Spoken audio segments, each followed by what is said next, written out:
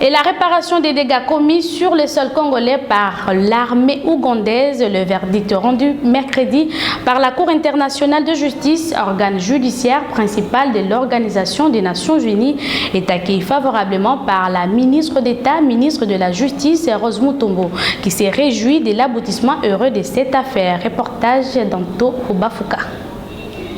Les verdicts tant attendus dans le dossier des réparations des dégâts commis par l'armée ougandaise sur le sol congolais est tombé le mercredi 9 février 2022. L'Ouganda doit à la République démocratique du Congo un montant de 325 millions de dollars américains et c'est la décision de la Cour internationale de justice, organe judiciaire principal de l'Organisation des Nations Unies, en présence de la ministre d'État, ministre de la Justice et garde-sceaux, Rose Mutombo.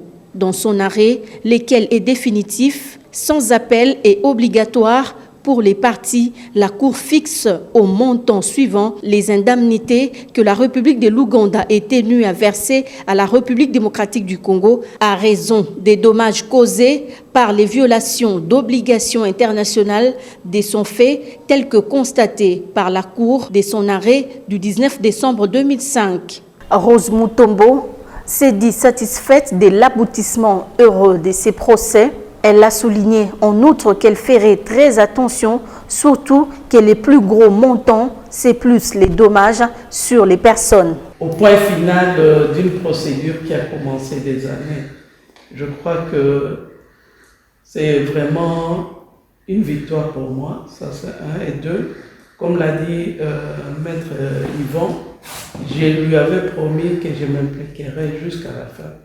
Et aujourd'hui, je suis contente qu'on puisse chuter. C'est vrai que les attentes étaient assez élevées, mais l'essentiel est qu'on y est arrivé. Et par rapport aux victimes, je ferai très attention, surtout que le plus gros montant, c'est plus c'est les dommages sur les personnes. Et que je crois que ce serait important qu'on respecte cela.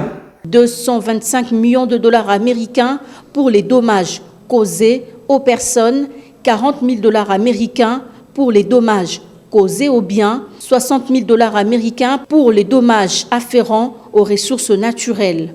La Cour a dit que le montant intégral dû conformément au point 1 devra être acquitté en 5 versements annuels de 65 000 dollars américains, dont le premier est dû le 1er septembre 2022. La Cour a dit qu'en cas de retard, les intérêts moratoires au taux annuel de 6% courant sur toute somme due et non acquittée à compter du jour suivant celui ou celle aurait dû être réglée.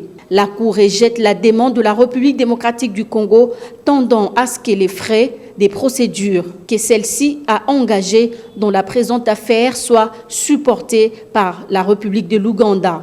Enfin, la Cour rejette la surplus des conclusions de la République démocratique du Congo.